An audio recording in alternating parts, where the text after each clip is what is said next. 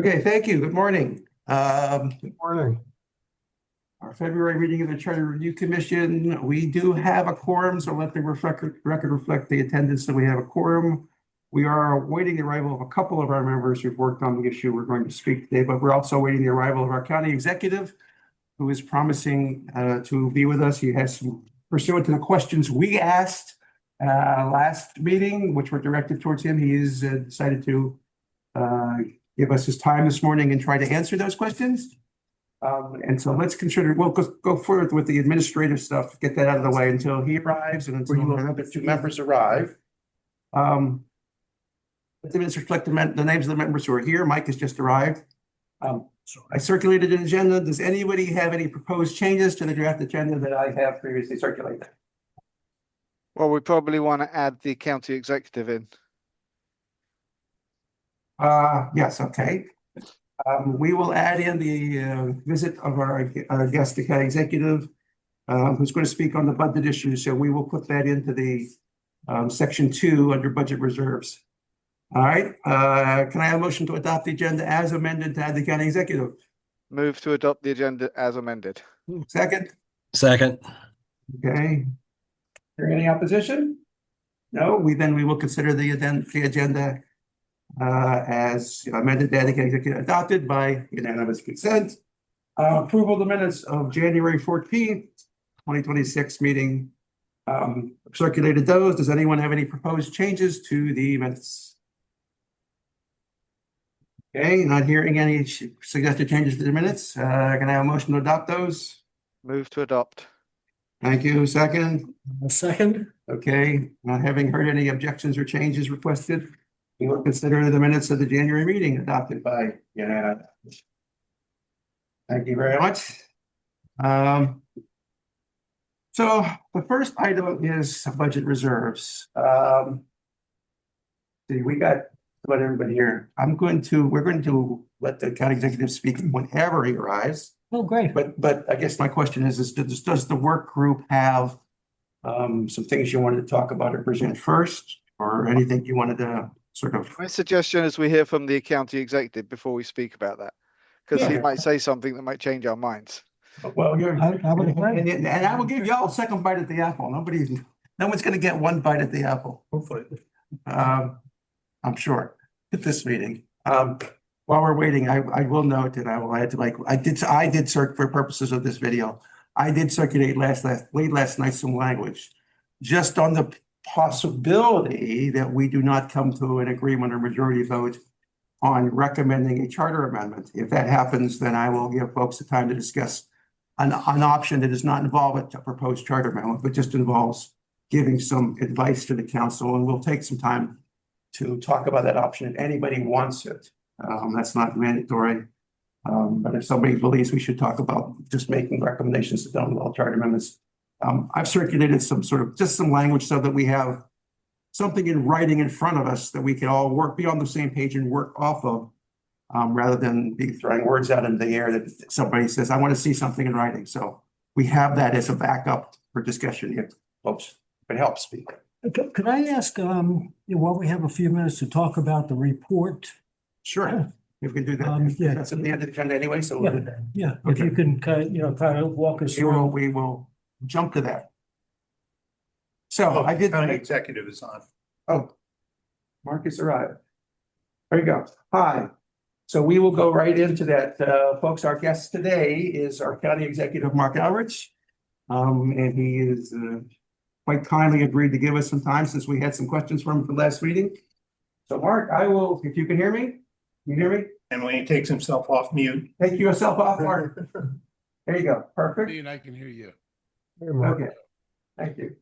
Welcome, Mr. Elrich. Please, you have the floor. Well, thank you. I wanted to come in this morning and just say a few words about the charter amendment to put the reserve policy into the charter.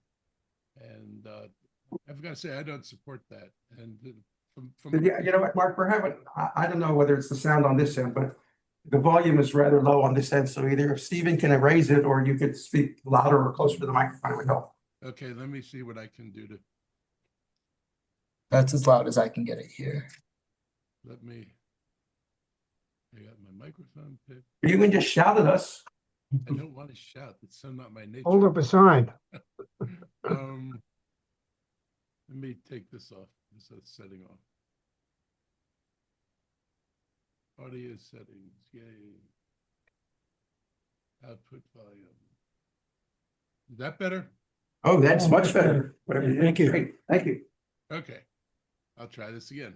So, I wanted to just, make a few comments about the discussion about formalizing, putting the county's policy on reserves into the charter. And I'll say, so I've been a county executive, 7 years now. Before I came into office, we'd had a 10% target, and we were working toward a 10% target. We had never achieved it. Since I've been in office, we've not only regularly achieved 10% reserves, we regularly go beyond 10% reserves. So we don't treat the reserves as let's get to 10 and let's spend the rest of the money. We've been very cautious to, take money that comes in above the reserves, and rather than spend it on ongoing costs that we don't know we're going to have that money the second year, we've been very careful not to go beyond that. And we think that is the most, prudent approach to this, is to allow the people who are actually have to deal with running the government to be able to do that. I can tell you that this year, we may have to dip into reserves because of what's happening at the state level and the federal level, and what's happening to our revenues. We may face the kind of year where you have to go slightly below. We're hoping we don't. We haven't decided that we will, but it's one of the possibilities because, our revenues, through no fault of the counties, are being affected by forces beyond our control. And so we're going to have to make some difficult decisions. But we feel that, the policy works the way it is now, and putting anything into a charter makes it stunningly difficult to change. And we don't think that would be prudent for the county to be put in a situation where they would have to do something that would require changing the charter. This is about running the county government. You need flexibility and a little bit of nimbleness, and this would take out nimbleness. You could wait as long as 2 years before you got to an election to make a change that you felt like you needed to make in the year you were in, or to be in violation of the charter. And you shouldn't, and I don't believe the county should be put in a position where it's violating the charter. So I guess, I'd ask you to not legislate this. I think the biggest threat on the ballot is Reardon's amendment, which would truly be paralyzing for the county government. But this is just another thing that doesn't get us anything. We've had AAA ratings when we weren't meeting our reserve limits, interestingly enough. When we were at 7-8%, we still were pulling down AAAs. Now we're getting AAAs, and if you ever look at the reports that the rating agencies write, they write very glowing reports about our financial management.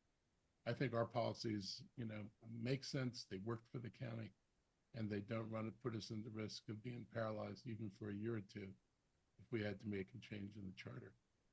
So I'd ask you to leave it the way it is for now. If you have questions, I'm happy to answer them. Okay. So I'm going to take a liberty here because I think, what I'm hearing is if you put this in the charter, you eliminate flexibility, right? And you make it harder. You may make it harder in circumstances to do what you want to or need to do because you've put something in stone into the charter that's difficult to change. But the flip side of that, it seems to me, is the predicament that there may also be circumstances where you make it too easy for somebody who gets 10,000 signatures to put a charter amendment in that changes just one or two words to have the opposite effect of what you intended and put that on the ballot. You've basically you've created a vehicle for people who might want to take this in a different direction to just put a quick amendment with 10,000 signatures on and get the opposite result of what you intended. So it's the creation of the vehicle that creates the risk. It both can be less flexible or flexible in a way you don't want it to be. You basically put it up for a public grab. It's whatever you can get a bunch of people to vote on, that's what's going to happen with this provision. Is That's that a good point. fair thing to say?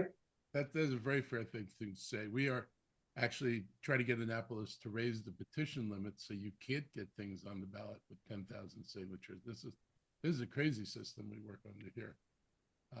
So we'd like to make it, you have to, show some reasonable amount of support to get something on the ballot. But right now, you're right. 10,000 signatures could get anything on the ballot.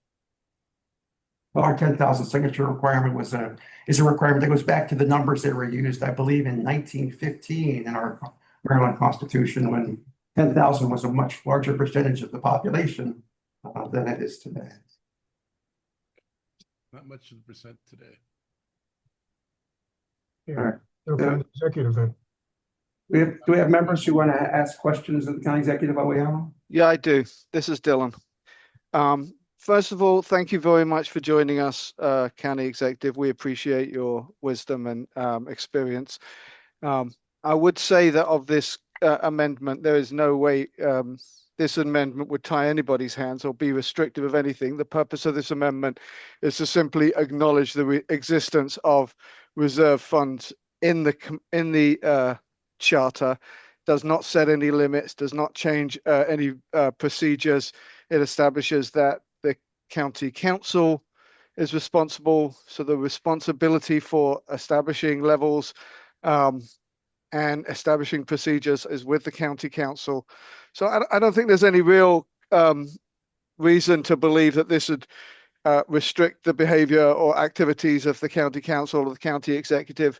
The point of financial controls is not to wait till the crisis and then scramble to have them in place, but to have them in place beforehand. And the Charter Commission, acknowledges how responsible, thoughtful the county council and county executive has been in regards to this issue, but also acknowledges that we don't know what the future looks like.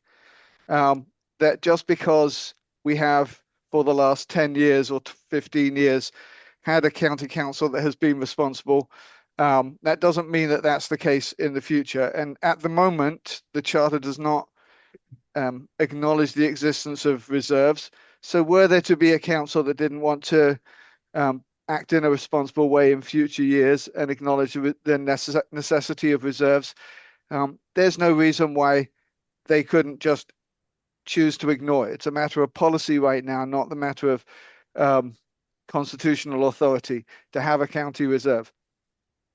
So that's the purpose of this amendment. Doesn't restrict county council or county executive actions in any way. It simply acknowledges the facts on the ground that the county has chosen to take responsible fiscal governance into account and makes that responsible fiscal governance part of the infrastructure of governance within the county. Like I said, if you wait till it's necessary, that's already too late. Because as you said, it takes a long time to make these sorts of changes.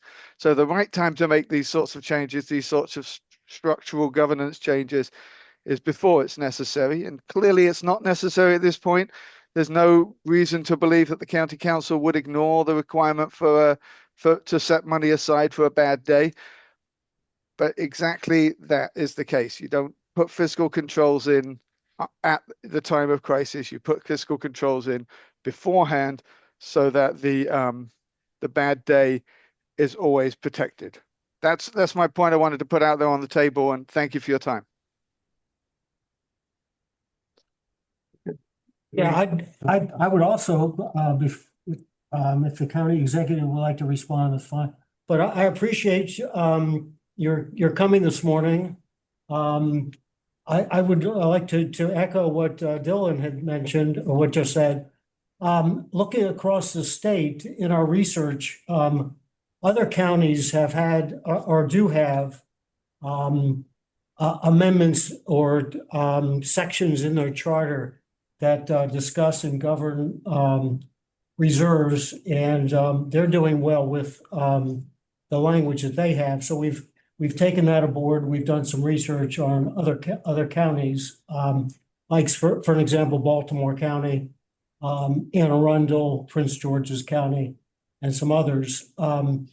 Also, in looking at the Charter Commission's mission, in the charter, basically our responsibility, is to look at, the way the charter is set up, language in the charter, look at the way the council has managed, and bring the best practices we possibly can find, and help to improve the governance of the county. And this is one thing that of course, the section 310 that has been used in the past to govern reserves, although there's no language specifically that identifies reserves as such, hasn't been updated since the initial charter was written back in the 60s. So for those reasons, we're suggesting some language that I guess we're going to talk about as a commission and discuss possibly further. Okay. It seems to be you're saying that a council could do the same bad thing you're worried about, even if you put this into the charter. Because Well, if it's a council decision, if this language were in the charter, then the county council could not ignore the responsibility to have fiscal reserves. If this language is not in the charter, then the county council can take policy, create policy that ignores reserves. So that is the change. The charter obviously serves as the constitution for the commission for the county, and therefore you would want in your foundational documents acknowledgement of the major elements of the governance infrastructure of the county, and this is clearly a major element of the governance infrastructure of the county.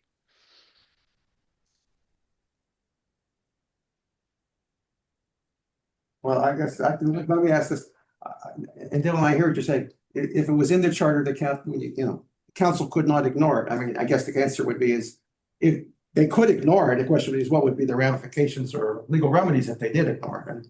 And I defer to Mark, who served on the council, and I don't know if we have any council in the room, but if they ignored it, I don't know. No, Jim, they could ignore all aspects of the charter. They could ignore the voting requirements and so on. But let's assume that nobody's going to go to that extreme.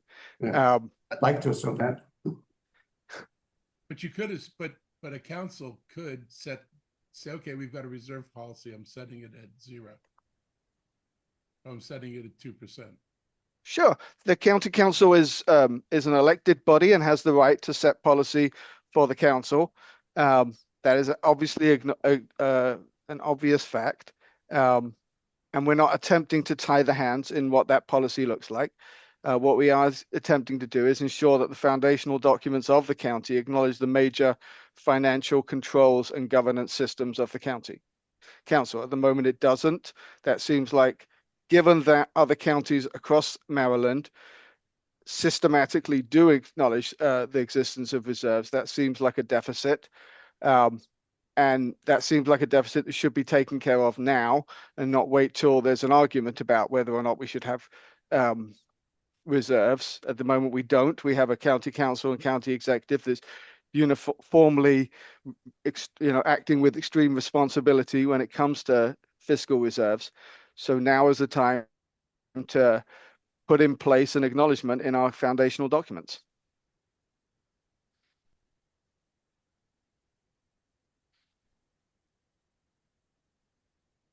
Anybody else have anything they want to add to the conversation, comments, or any more questions for Mr. Elrich? I'm surveying the room. I don't see any hands raised.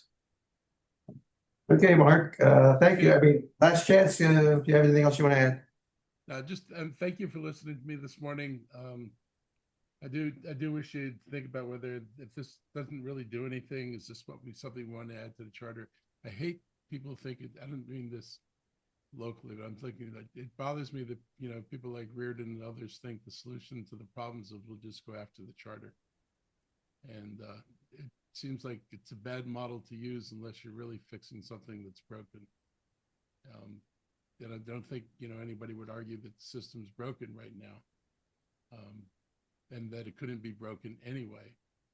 So I just sort of like I think if we're going to legislate something into the charter or vote something into the charter, it ought to be substantial and ought to be important enough that you couldn't easily avoid what it was put in there for in the first place. I don't want charter amendments to become lightly considered things that just because somebody thinks this might be nice. But I hear what you're saying. And I think I've said this at other meetings when you weren't here, but one of my concerns is that there is a significant possibility of us having a charter amendment on the budget already because there's a petition circulating for that. Yep. At this particular time, this would be a second. So voters could possibly be faced with two different charter amendments on the budget. One with a major campaign to say vote no, the other with a major campaign to say vote yes. And that puts the voters in the position of, understanding both with enough voter education and knowing which one's yes and which one's no.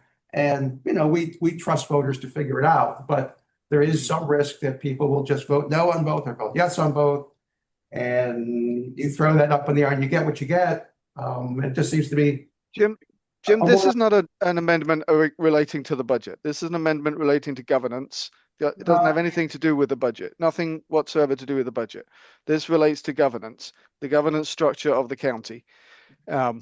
Budgets are totally different things. That's a set of 1 year funding proposals and implementer execution. This is about governance of the county, how the county should organize itself in the long term. But reserves come out of revenues, and so you get revenues every year, and you have to figure out how to spend them. And you either spend them on operating expenses or capital expenses, or you put the money in reserve. So to a taxpayer, the money comes in. The job of the council is to figure out what to do with it and where it goes and how to allocate it. And reserves is one of those allocations. To a vote, it's part of putting your budget together. When you put your budget together, it's like how much money's going where and what's left over and where does that go. This amendment does not change any element of how the budget is created. Doesn't speak to any element of how the budget's created. It doesn't speak to the budget in any way. This amendment leaves that discussion to the county council. It does, but I'm saying if you're asking voters to look at this issue and say, okay, when the council decides what to do with its revenue, how much it has, and what it's going to do with it, and where it's going to go, the answer is we want you to do it this way, that way, figure it out. This is what's required. This is what's optional. You're just asking voters to absorb all that and make a decision. You're giving them two questions to decide on rather than one. There is some risk that they will, sort that out differently from the way we would sort it out, and that's the democracy's about. So. Hey, Jim, that's the wrong way of looking at this, and it's the wrong way it would be sold to the public, right? Because what this is about is making sure that the county government has sufficient reserves in an emergency. They are doing that, and they're doing it by policy. And all we're saying is they need to have reserves, period. Not how much, not how they do it, not how they organize it, but simply that they should have it. And so the question to the public would be, should your county government have reserves or not? It's not about how much is in the budget. It's not about how they allocate it. It's not about where they get it from. It's not about any of that. This is simply a simple question. And given the fact that, all the local governments that I worked for had this kind of thing, this doesn't seem to me to be a no-brainer. It seems to me to be a no-brainer. It doesn't seem to be anything difficult to explain to the public. Yeah. We're not trying to tell them where it's coming from or how it's organized or how it's distributed. All we're telling them is the county should have some requirement to have reserves, period. So what would you expect the reaction to be, either from bond rating agencies or from the public or from the council standpoint, if voters voted this down? If you put this on the ballot and they voted it down, then what's the implication? Well, the implication is the county will keep doing what they're doing, which is doing it by policy.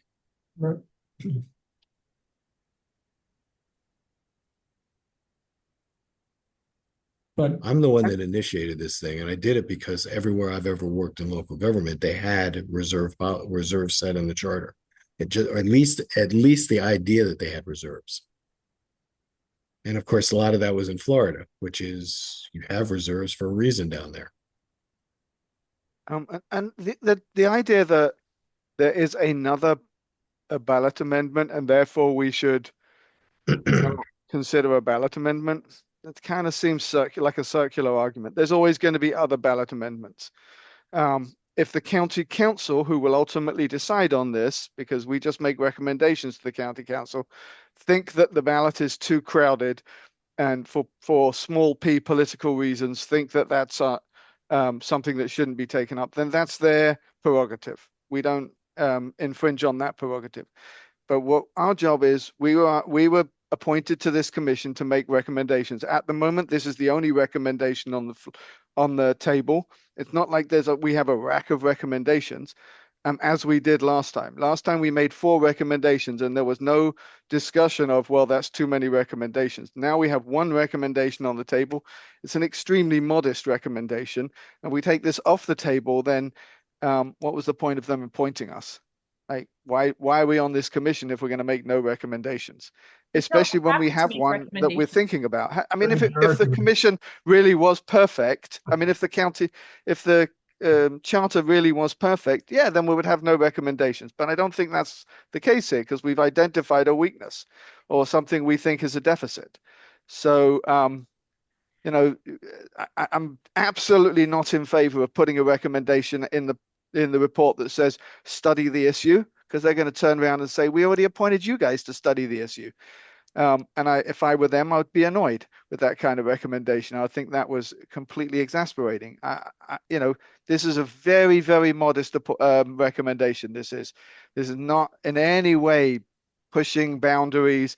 It's far more modest than the equivalent clauses that PG County has, that Howard County has, that Anne Arundel County has, that other counties across Maryland have. Yeah, that's my point.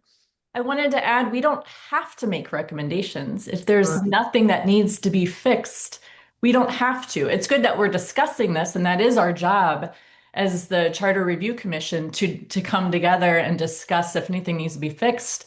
But if nothing needs to be fixed, we don't have to make a recommendation. Yeah, I think this needs to be fixed. That's why I'm recommending it. I mean, that's why I'm part of the group recommending it, because I think this is a deficit.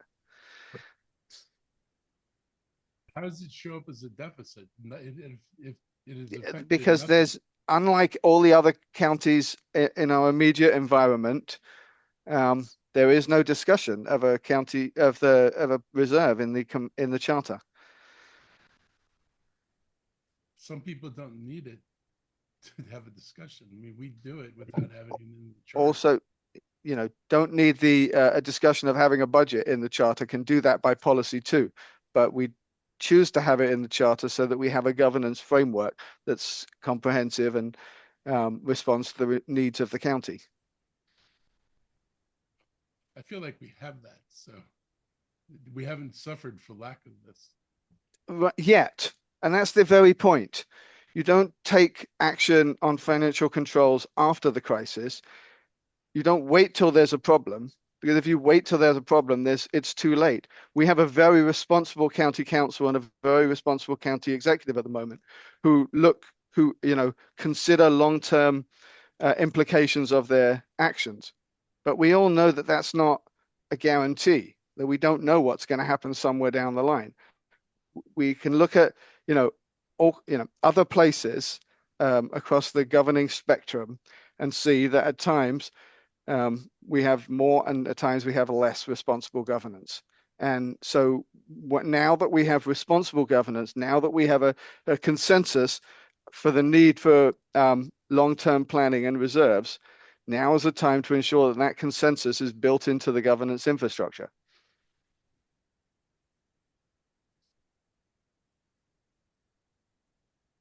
Yeah. Anybody else? As you said, this simply reflects the consensus that we have. We currently have a across the board consensus that reserves are an important part of the governance structure.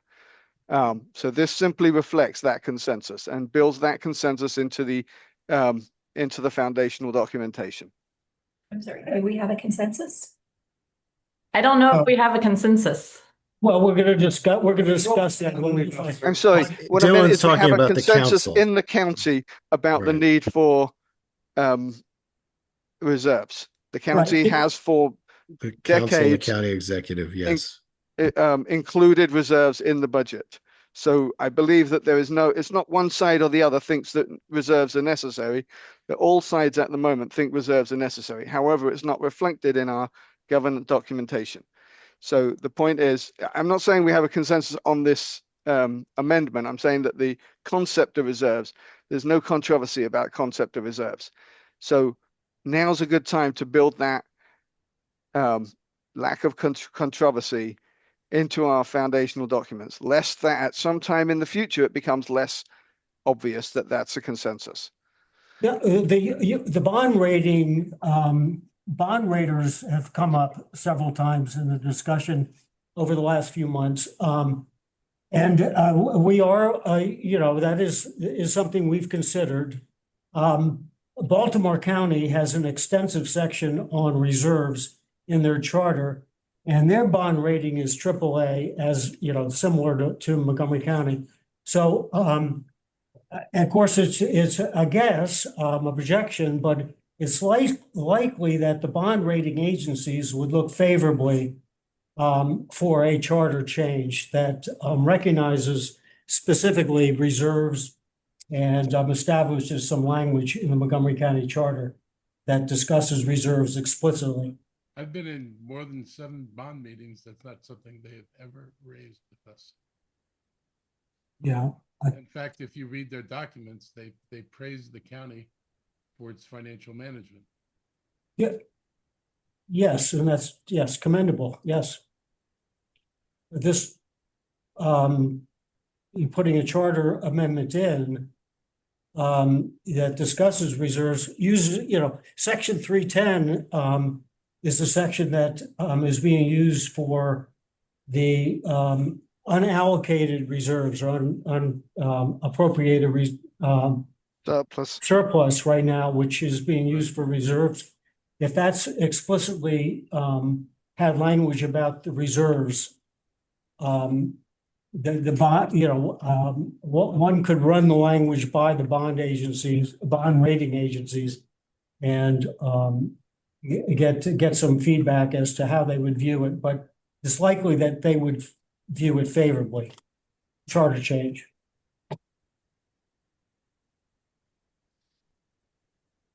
Okay. Anybody else? Again, thank you for your time. Oh, thanks, Mark. Really appreciate it. I appreciate the work you do. It's helpful.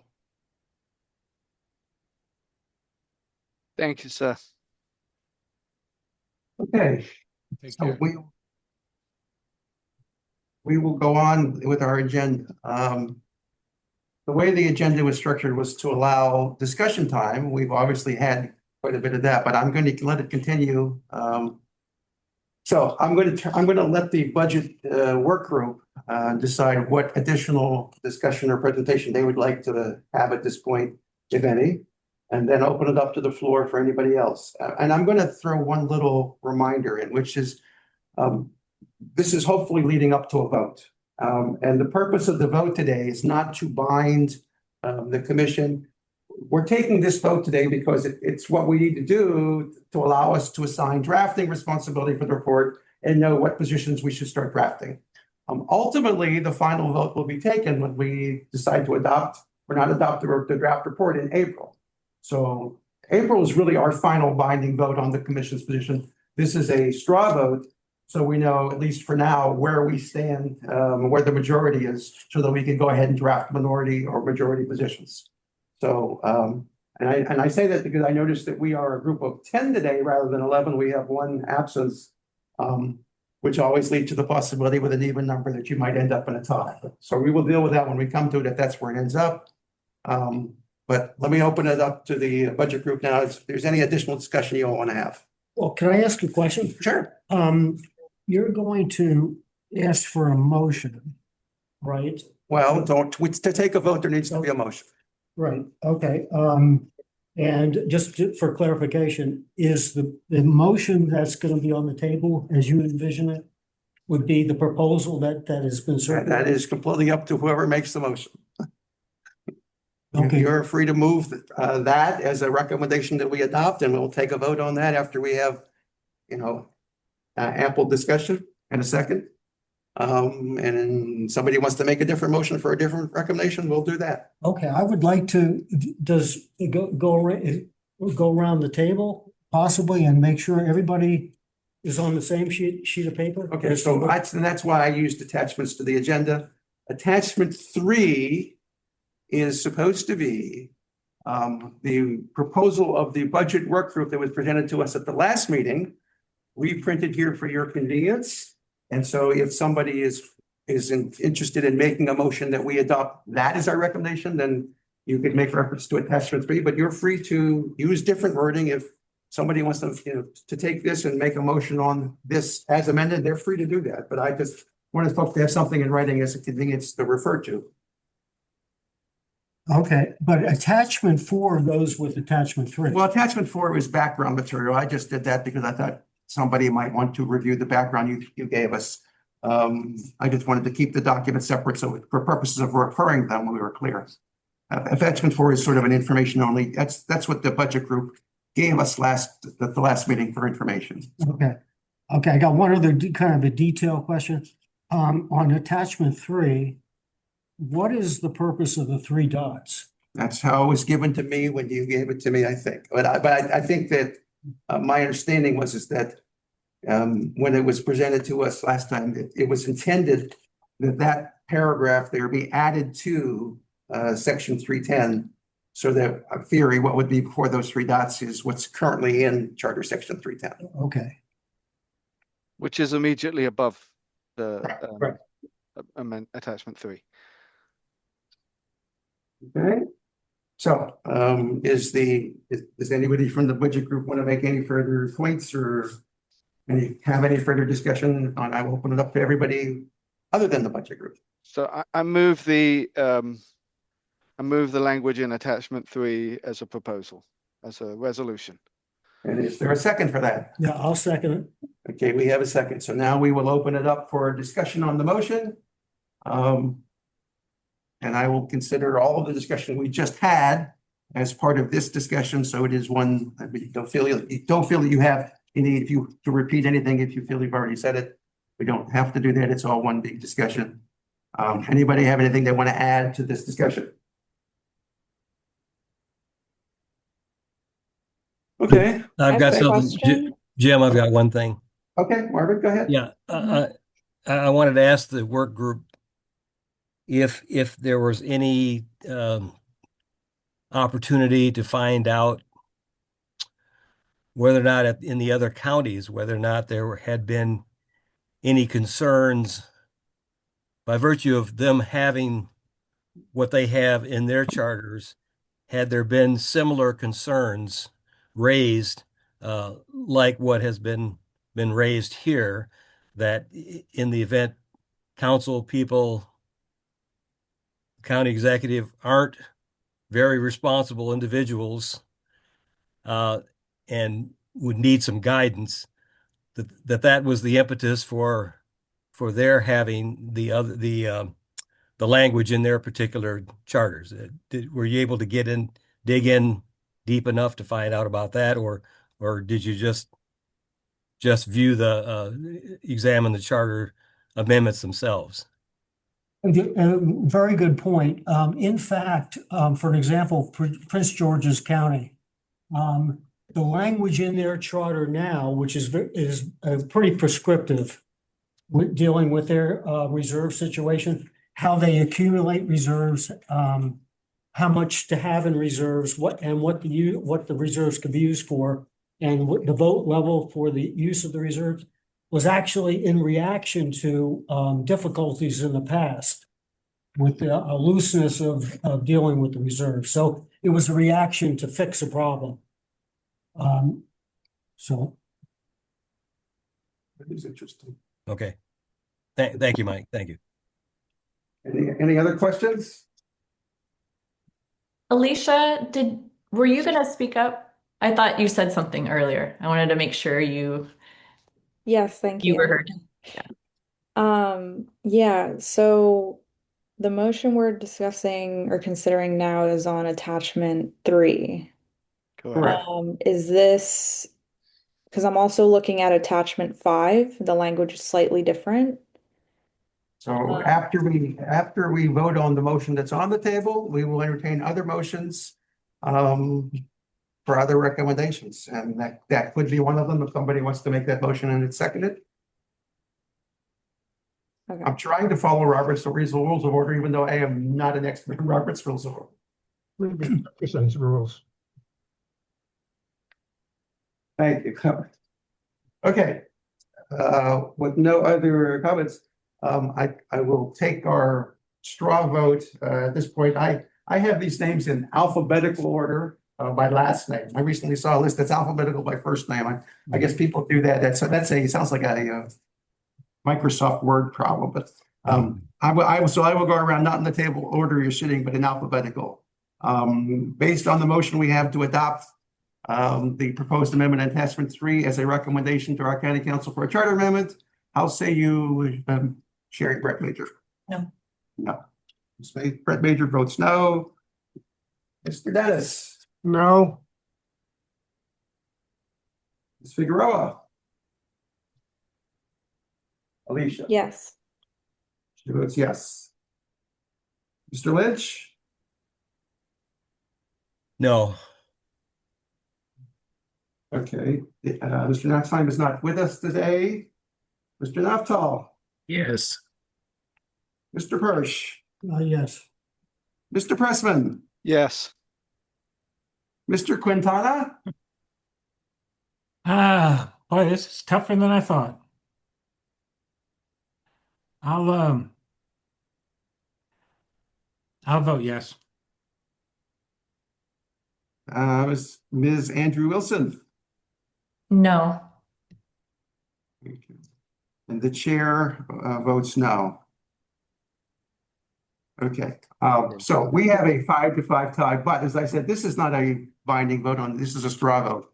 The chair will take notice that in prior discussions, Mr. Noxheim, who is a member of the budget working group, has said he does favor this. He's participated in the drafting. So I think for purposes of going forward and drafting a majority position, it would make sense for us to assume that if these votes hold, that is the majority position of this body, and that we should at least do our first draft accordingly. Does anybody have a suggestion that is different or thinks that's a mistake? Please speak up. I have a thought, Jim. There is that other language in attachment 5, Yes. which was drafted by someone to be even less prescriptive than this language.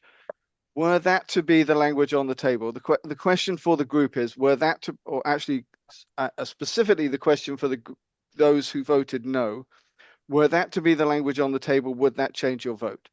Because if there's more of a consensus around the other language than there is around this language, then I would rather, that's just my personal opinion. I haven't discussed this with the rest of the commission, the working group, but if there's more of a consensus or more agreement around the other language, then I would rather go with the other language.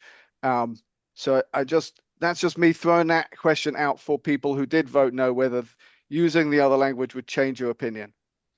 Yeah, I'd like to echo that. Also, the more unanimous our vote is, the closer to consensus we have as a commission. I think the council will take our advice. Basically, it's advice. They could do whatever they want, of course. But the more we all agree, obviously, the better. So if attachment 5 language, as Dylan said, was which is less prescriptive, and that was language that was thrown out by Jim, by the chairman, and we as a budget subcommittee talked about it. So I think generally we would find that acceptable. So specifically to the people who voted no, Jim, maybe we could discuss an alternative motion. I think it would be worth having the discussion if those who voted no on Okay, the however, last motion would like to speak now and give their opinion, they're welcome to do so. okay, but however, I think it's safe to assume that David would vote yes on the first one. Yeah, thank you. I assume that as well. Okay. We're just trying to make the drafting process go as smoothly as possible. So, would our no votes, would our members who voted no like to address that now? It would not change my vote. Okay. It would not change my vote. Mhm. It would not Mark? change my vote. I feel like that attachment 5 language is so vague, it's not even worth putting forward. I think we have robust policies. It just doesn't make sense to make that recommendation to me. Who did we miss? Somebody? Oh, Marvin. Yeah, my vote would not be changed as well. Okay. I think that's Dylan's answer, but for the record, I would tell you that it would not change my vote either. Okay, so I think we're back where we started. So we have a record. So I will leave it open for a minute to make sure that nobody else has anything they want to add as comments or suggestions or questions. I don't want to foreclose anybody from saying anything at this point. Okay, it looks like we've talked ourselves out. We're done with that. Okay. So is there any other motions that anybody wants to make at this time for purposes of our straw votes? Okay. Okay, if not, thank you. We're doing very well on time actually this morning. Okay. Can we move now to a discussion of our process for drafting a report? I have tried to do two things that I thought would help, but we are not bound to any of this, of course. One is to set out a schedule that I thought would help us get to where we want to get, which I think is having an April meeting on our regular schedule where we get to adopt our required report. However, for some of you who were not with us when we did the last report, our new members, I will tell you that we had some trouble getting an early date in April to get our report out last time. So we had a second meeting in April. So if we get into exigent circumstances and that's necessary to do that, to have an extra meeting at the end of April, there is precedent for doing that. I don't think it's preferable for people's schedules reasons, but that option is available. Obviously, if we'll see how the drafting goes. But does anybody want to make any comments on the proposed drafting schedule as to its feasibility or reasonableness or wisdom? Oh, wow. That's nice. Okay, no comments or suggestions on the drafting schedule, so we'll try to keep to this. The second attachment. Wait, Jim. Yep. I just want to say thank you for putting this schedule together. You did a great job. Oh, thank you very much. That's very kind. So I took the table of contents from our last report and tried to turn it into a table of contents for this report. And so that's why it will look familiar to some of you, especially the part where it has all the appendices in it. And actually, I think it was David who asked at our last meeting in June of 2024, that we start off this report with the first thing we did after we did the last report, which was our supplemental report to the council. So that's how we'll start. The introduction part, I think it's probably safe to say that the introduction in Roman numeral 1 that talks about the charter of this commission, what our job is, so that we could probably use from our last report. I don't know that there's much need to revise it unless folks have constructive criticisms for how to improve it, shorten it, or whatever. So I think that will save us quite a bit of drafting time. I know it will save me quite a bit of drafting time. And then I think part 2 is the summary. I think after we draft the body of it, the summary will write itself. We'll just be able to pick the highlight sentences out of the body to create the summary, so I'm not worried about that. There is quite a bit of work in Roman 3, which is going through the minutes of this body for the period from May 2024 through now, and identifying the various topics that we considered, and if we addressed them in some way, to say how we resolved them or addressed them, just so we have a record of what we did for the past 2 years, because that's sort of what the report is about, is reporting our work for the past 2 years. Jim, on that, Yeah. I just want to put a reminder out there. Remember, we had the one session with the public, and there was one gentleman who brought an issue to. So I would Yes.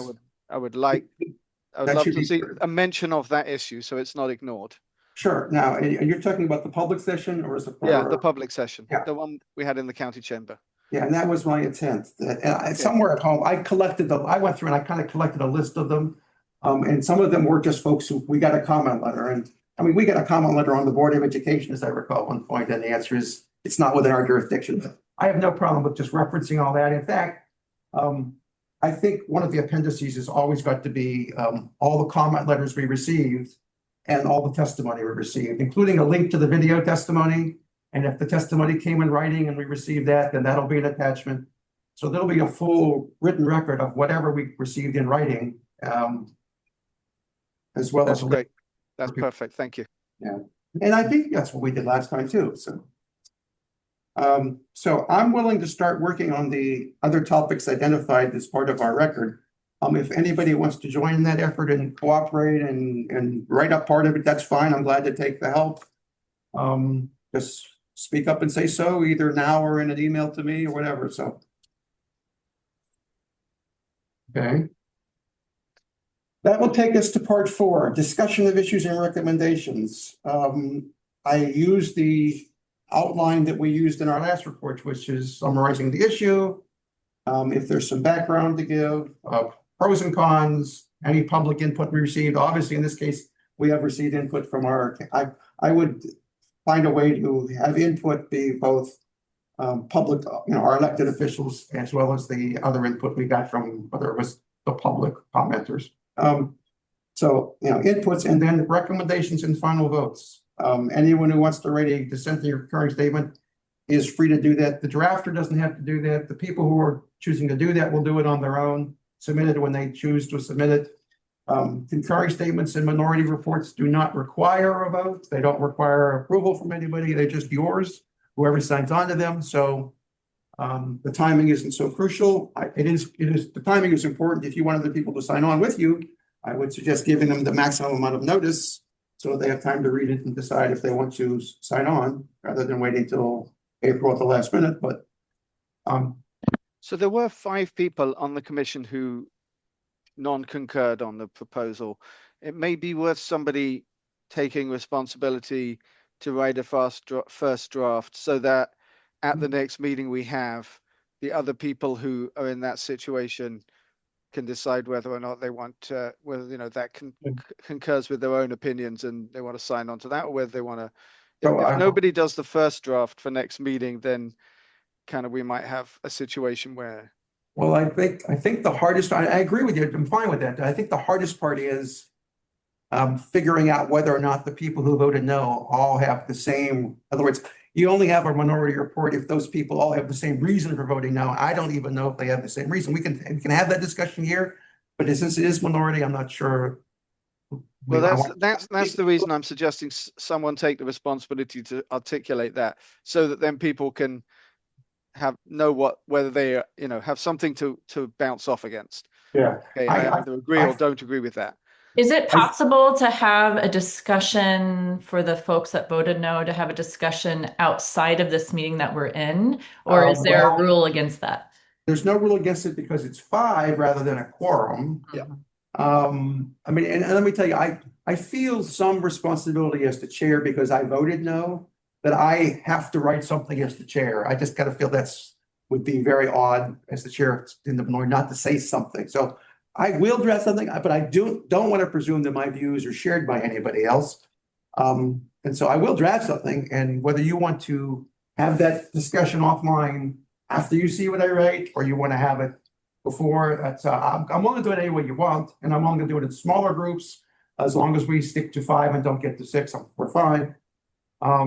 And if you all want to just take a minute just to give a few sentences on your rationale to see if we have any consensus or whether we really have 5 different opinions, it's up to y'all. It's your time, and we can use it however you like.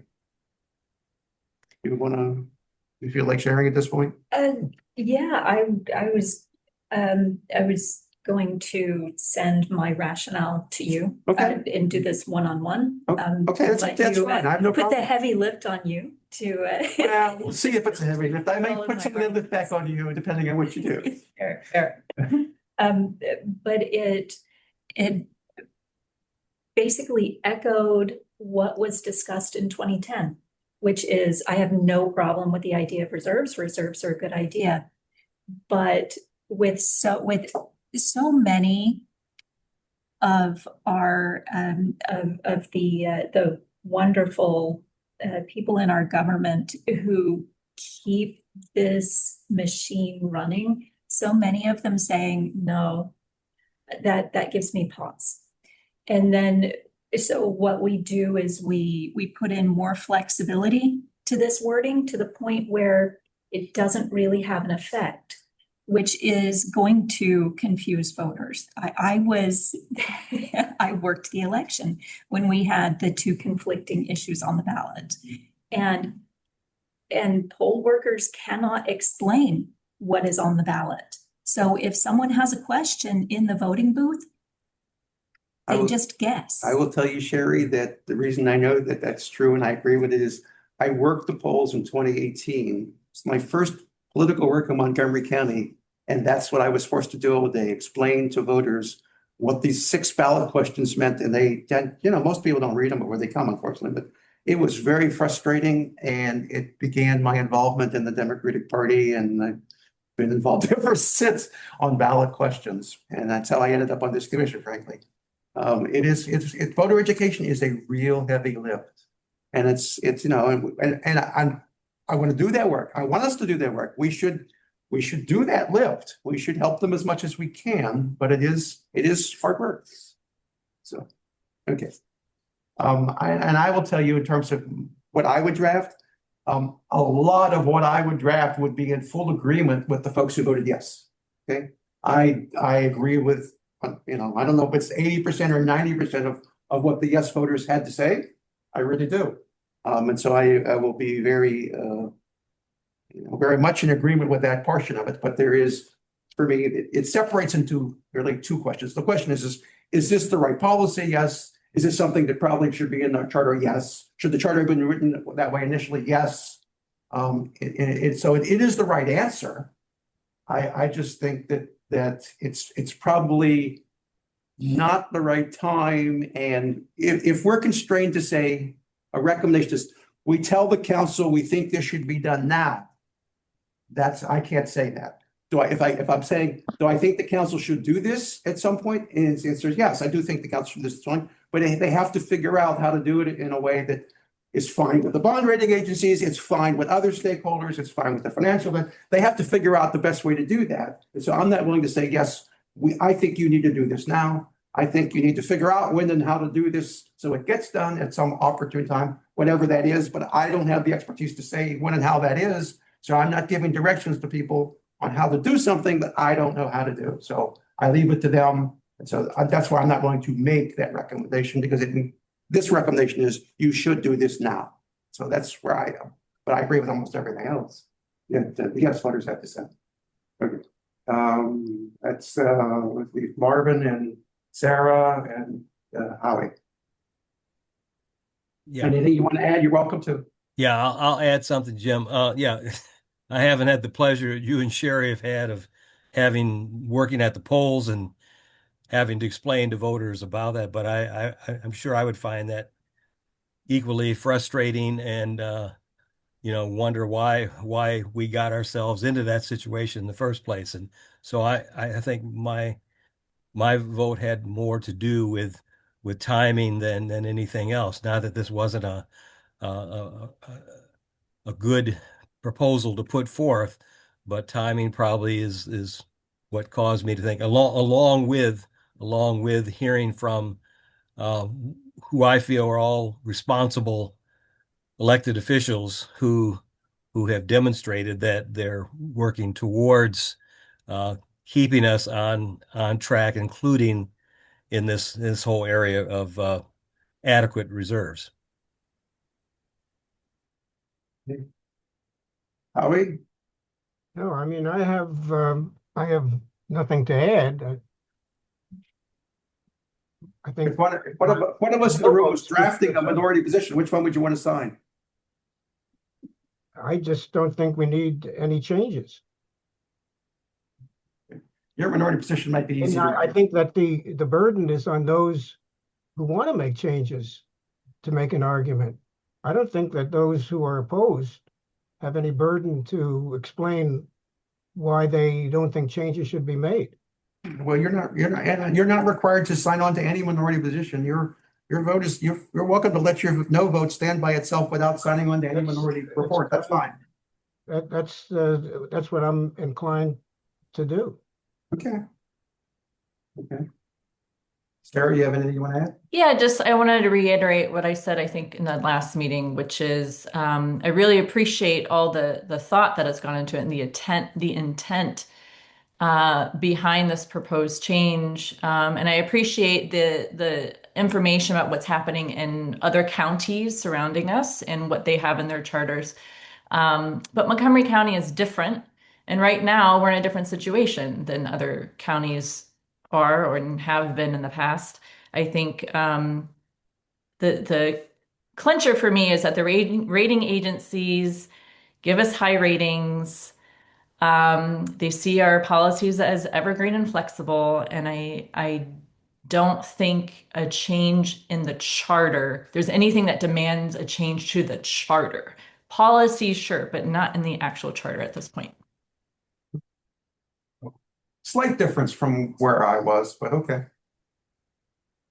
All right, that's actually very helpful to me. I think I know what I would write. I think probably, it sounds like Sherry might write something a little different, which is fine.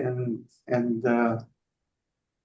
Sarah, sounds like you might be closer to Sherry in terms of whether the two of you might be on the same page for one document. But that's, again, it's up to you all. If you want to, maybe the two of you want to talk offline and figure out if you're drafting one thing or two things and whether you want to work together. It sounds like that, but it doesn't sound like we're going to have 5 different statements. But I will try to do at least mine in time to circulate it with the first draft, so that people have more flexibility in deciding, more time to decide whether they want to sign on or not sign on. So okay. It's the idea that there's one kind of dissenting opinion, or is it? Do you have 5 dissenting opinions? Theoretically, could have 5. No reason why you couldn't. Yeah, last time we didn't have. I don't remember having any vote last time where we had so many people on the no side. We had a vote where there was like 2 people on the no side, or we had a vote where there was 1 person on the no side, which was me. So it didn't really happen.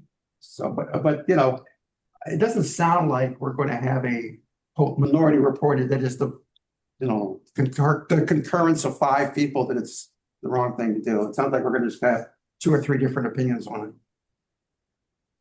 So, and you don't have, I think they'll probably, from last night, there'll be enough background and discussion of the pros and cons. I mean, if the front part is written up with pros and cons, then you might find less of a need to go through the cons when you write your dissenting view, because the cons will have already been discussed in the background part above. That might help. Okay. Do we need to have any discussion about the majority? Who wants to draft the majority, or is that something the budget group just wants to do offline and figure out how they'll allocate that among themselves? Yeah, we'll do that offline. Okay, that's good. Okay, so that will take us through part 4. The appendices speak for themselves, and that is what we will do. Is there anything else anybody wants to talk about for purposes of discussing how we're going to draft this report? Just a quick note, I'm sure you guys are good because there's not more than 5 in the budget review group, but there is 6 for it. You cannot all discuss outside of the meeting. Yeah, for it because that'd be in violation of the Right, because the caveat there is the budget reserve group only has 4. Yeah, So we're good on that. The 2 extra yes votes are Jorge and Alicia. So I guess I would suggest that the budget group work by itself and then Send it to you. and then you could send it to me. This schedule has sort of the ideas for when things get circulated. I would think they would get circulated to everybody at the same time. It's just and that's not the issue. The issue is after it's circulated to what kind of discussions you want to have. We just have to be careful that after it's circulated, that the 2 members who were not part of the budget group, who want to discuss it with the budget group, do so in a way that is offline and not with all 6, that you provide your comments back to the chair to circulate to the budget group, or you provide your comments in writing to one member of the budget group and let them continue to discuss. Just make sure you don't put 6 people online together to have a group discussion. my recommendation would be if Alicia or Jorge have any input they want to provide, would be to provide it to Jim, and Jim can forward on to the budget group. That works for me. If it works for me. But if the 2 of them really do want to contact, if it turns out Mike is doing all the drafting, sorry to pick on you, but if it turns out Mike is doing all the drafting or Dylan is doing all the drafting and they just want to contact that one person, that really shouldn't be a problem. So, Thank you. okay. Anybody, before we turn into give it to our usual staff opportunity to come, anybody have anything else they want to discuss or put on the table before we move on? No? Good. All right. So this is the time for, if staff has anything they want to add as an update or a comment, it's your opportunity. Nope, I think we're all good. Okay. Then I'll take a motion to adjourn. Our next meeting is March 11th, Jim, still? The next meeting is still March 11th. I hope that before March 11th, everybody will have received a draft in time to have reviewed it before March 11th. So that March 11th discussion will be about requests to make changes to the first draft. Gotcha. Thank you. Jim, sorry, one thing. And we won't be taking any votes on March 11th. Okay, We will be discussing a draft. The next votes will be on April, whatever that day is. okay.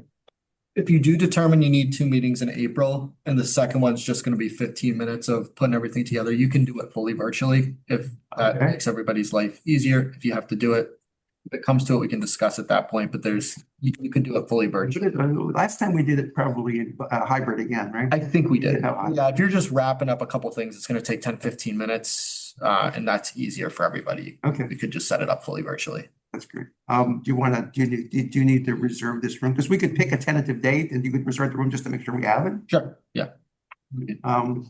So let's assume we don't need to meet twice in April. But if we did, do people have a preference on a day? I mean, it would have to obviously be towards the end of April. A Wednesday at this time. It'd be Like 8. Yeah, I think that's how we did it last time, was we picked same day and time, so Yeah. people's calendars would not be messed. Wednesday. So. You could do the 22nd or the 29th. I didn't want to do the 29th because that won't give staff time to put the report together in the production mode, Appreciate which falls on you. that. Yeah, 22nd would give you 2 weeks. So Wednesday, April 22nd at 8 a.m. work for people? April 22nd, okay, April 22nd at 8, our usual 8 a.m. time. okay, Yeah. got it. Okay, so that's a tentative meeting date in case we need that, and Stephen will reserve this room for that purpose. Perfect. Okay, thank you very much for bringing that up. Do we have a motion to adjourn? Motion to Moved. adjourn. Seconded, and, Second. okay, we will. Thanks, everyone. Okay. Thanks, Jim. Thank you so Yeah, thank you. much. Thank you. Bye.